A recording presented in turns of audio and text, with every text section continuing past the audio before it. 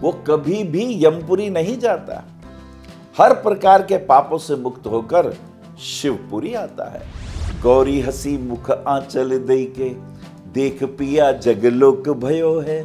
भोरे से कंत हमारे पियो, दे दे धतूरा धन लूट लियो है। दे दे धतूरा धन लूट लियो है।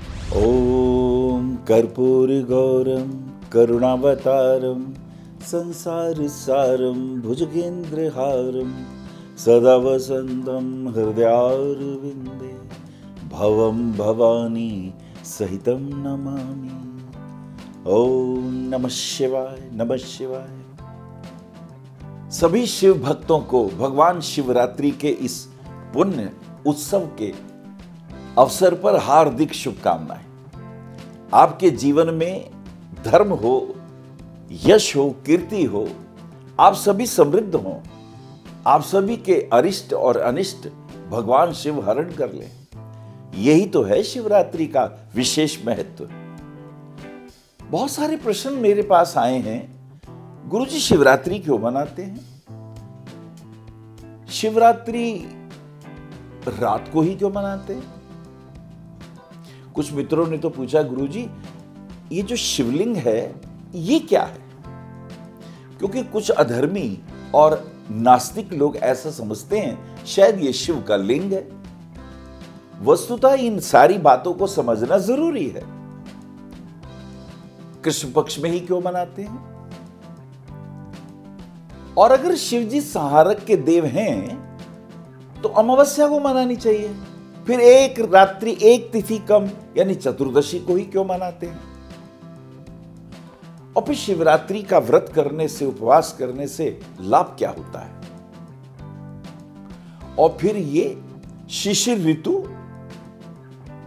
ठंड के मारे बुरा हाल है और ऐसे में भगवान शिव की आराधना, इनके वास्तव में वैज्ञानिक रहस्य क्या है और आध्यात्मिक रहस्य क्या है, मैं थोड़ा थोड़ा परिचय दूंगा। जैसे शिशिर ऋतु का अर्थ यह होता है कि बहुत ठंड ना हो, ठंड जा रही हो और धीरे धीरे गर्मी का आगमन होने वाला हो। शिशिर ऋतु में आपने देखा होगा वृक्षों के भी पत्ते धीरे धीरे टूट जाते हैं और नए पल्लव आने की योजना बनने लगती है, तो जिसमें पुराने पत्ते चले जाए। क्योंकि भगवान शिव, उनके दो रूप हैं, एक रुद्र और एक शिव। रुद्र का अर्थ होता है संहार करना, रुद्र का अर्थ होता है विनाश करना, और शिव का अर्थ होता है कल्याण करना। शिव का अर्थ होता है जीवन देना, शिव का अर्थ होता है तुम्हारी रक्षा करना। तो दो विध्वंसक शक्तियां एक साथ, रुद्र भी और शिव भी, ये कैसे संभव है? जैसे ब्रह्मा जी सृजन के देव हैं, भगवान विष्णु पालन के देव हैं, ऐसे ही भगवान शिव जो अतीत है, जो पुरातन है, जो बेकार हो गया, उसे नष्ट करके पुनः नए का निर्माण करने का आयोजन करते हैं। यही तो शिवलिंग का रहस्य भी है। तो आपने देखा शिशिर ऋतु इसलिए मनाई जाती है। फिर एक स्वाभाविक प्रश्न उठ पड़ता है, तो मास कौन सा इनका होता है? तो माघ और फाल्गुन मास। माघ मास के अंदर पेड़ों के पुराने पत्ते, जर्जर पत्ते हट जाते हैं और फाल्गुन में नए पत्ते आने लगते हैं, नया जीवन आने लगता है। ये तो ठीक हो गया, परंतु वो जो तिथि थी, तिथि फिर अमावस्या होनी चाहिए। अमावस्या में चंद्रमा की जो सोम कलाएं होती हैं, जो सोम रस होता है, जो जीवनदायी होता है, अमावस्या में बिल्कुल खत्म हो जाता है। लेकिन एक तिथि पूर्व अगर हम पूजा करें तो उसमें थोड़ा जीवन बाकी रहता है। जैसे कोई बीमार व्यक्ति वैद्य के पास आए, बिल्कुल ही मर जाए, तो उसका तो औषधि से, उसका तो व्रत उपवास से, प्रार्थना से नया जीवन नहीं हो सकता। लेकिन अगर शेष थोड़ा बहुत रहे तो उस पर मेहनत की जा सकती है। तो भगवान शिव की इसलिए चतुर्दशी तिथि, वो भी कृष्ण पक्ष की, इसलिए इस तिथि को भगवान शिव की आराधना की जाती है। अच्छा, वो जो शिवलिंग है, जिसको लोग, विधर्मी लोग, नास्तिक लोग, उसे तो शिव का लिंग समझ लेते हैं। आखिर ये लिंग क्या है? लिंग पुराण में इसकी बड़ी अच्छी व्याख्या की गई है। वो कहते हैं पुराना नष्ट हो जाए, नए का जन्म हो, यानी मृत्यु भी और जीवन भी एक साथ। तो जो लिंग शब्द है ये मृत्यु और जीवन दोनों को एक साथ परिभाषित करता है। वो कैसे? इसमें दो शब्द हैं, लीन और गति। तो लीन का ली और गति का गा, ये बना लिंग।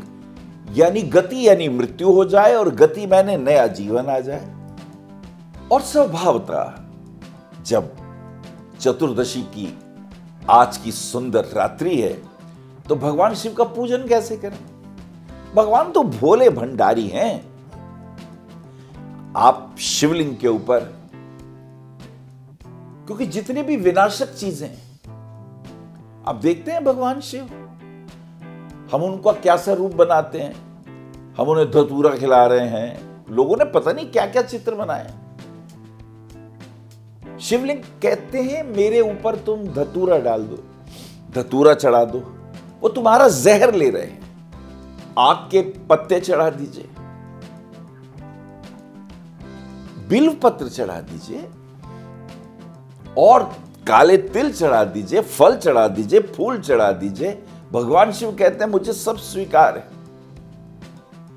तो आज की रात्रि भगवान शिव का ध्यान करें, ओम नमः शिवाय मंत्र का जाप करें। और यदि आप चाहें तो पंचाक्षरी जाप होता है नमः शिवाय, और 6 अक्षरों का जाप होता है ओम नमः शिवाय। 108 बार आज रात्रि को जाप कर लें, उसके बाद इन्हीं मंत्रों से होम कर लें, यज्ञ कर लें। ऐसा करने से भगवान शिव प्रसन्न होते हैं। और आज रात तो आपका उपवास है, उपवास रखिएगा और भगवान शिव की आराधना कीजिएगा। कहते हैं आज्ञा चक्र में यदि आराधना की जाए तो भगवान शिव बहुत प्रसन्न होते हैं। भगवान शिव के मस्तक पे जो त्रिपुंड का चिन्ह है वहां पर एक तीसरा नेत्र भी है। ये जो तीसरा नेत्र है साक्षात शिव यहां विराजते हैं। सबसे ऊपर सहस्रार चक्र भी है, वहां भी भोलेनाथ विराजते हैं। आपने देखा भगवान शिव की कैसी विपरीत परिस्थितियों में उनकी आपने गृहस्थी देखी। शिव कहते हैं विपरीत परिस्थितियों में भी प्रेम से रहो, लड़ाई झगड़ा मत करो। विपरीत परिस्थितियां कैसी हो? भगवान शिव के मस्तक के ऊपर गंगा जी है, अमृत बरसाती हुई, और बराबर में पार्वती जी उनकी धर्मपत्नी यानी साली जी सर पे। शिव जी कहते हैं साली के साथ कैसा व्यवहार करना चाहिए। वो मस्तक पे विराजित है, वो उन्हें नमन कर रहे हैं और धर्मपत्नी पास में। अच्छा, शिव जी का गला कालकूट विष और मस्तक पे चंद्रमा जो अमृत बरसा रहा है, दो विरोधी तत्व एक साथ। शिव जी वीत वैरागी, सन्यासी, ध्यानस्थ और समस्त ऐश्वर्यों को देने वाली भगवती पार्वती साथ में बैठी हुई हैं, जो हर प्रकार के भोग, हर प्रकार के ऐश्वर्य, सुख, समृद्धि आपको प्रदान करती हैं। देख रहे हैं दो शक्तियां एक साथ। भगवान शिव का जो वाहन है वो प्योर वेजिटेरियन, और साथ में भगवती बैठी हैं पार्वती, उनका वाहन नॉन वेजिटेरियन, शेर और बैल दोनों एक साथ। कहीं देखिए ऐसी गृहस्थी जहां all the opposites are sitting together. Shiv ji के गले में सांप लहरा रहा है और बराबर में कार्तिकेय जी का वाहन मोर। मोर उसे खाना चाहता है, खा नहीं सकता, वो बड़े प्रेम में है वहां पे। गणेश जी का वाहन चूहा, और सांप सोचता है इसे मैं खा लूं क्या। तो चूहा और सांप वो भी एक साथ बड़े प्रेम से रह रहे हैं। नंदी जी और सिंह एक साथ हैं। All the opposites are sitting together. यह हमें संदेश दे रही है शिवरात्रि कि सबके साथ प्रेम से रहो। सबको परमात्मा ने ही बनाया है, कोई ऊंचा नीचा नहीं है। हाँ, गुण के रूप में सब अद्वितीय हैं। यहां प्रश्न ऊंच नीच का नहीं है। हर व्यक्ति में अलग अलग गुण हैं। कोई रात्रि को देखता है, कोई दिन को देखता है, कोई तेज दौड़ता है, कोई कम दौड़ता है। इसका अर्थ यह नहीं कि कोई छोटा बड़ा है, ये सबके अलग अलग गुण हैं। शिवरात्रि हमें सिखाती है सबको प्रेम पूर्वक देखो, सबके साथ प्रेम पूर्वक रहो। और आज की रात तो ज्योतिष के दृष्टिकोण से भी बड़ी अद्भुत है। मन का अर्थ होता है जिसमें बहुत सारे विचार उत्पन्न हो, और अमन का अर्थ होता है जिसमें विचार ना हो। अमनी अवस्था अर्थात विचार शून्यता, अर्थात भाव शून्यता। तो आज दोनों आंखों के बीच में भगवान शिव का ध्यान करके हाथ जोड़ते हुए ओम नमः शिवाय,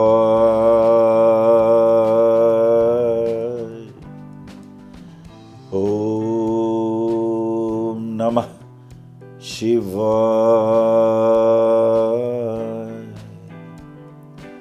ओम त्र्यंबकं यजमहे सुगंधिं पुष्टिं वर्धनम् उर्वारुकमिव बंधनात् मृत्योर्मुक्षीयमामृतात्।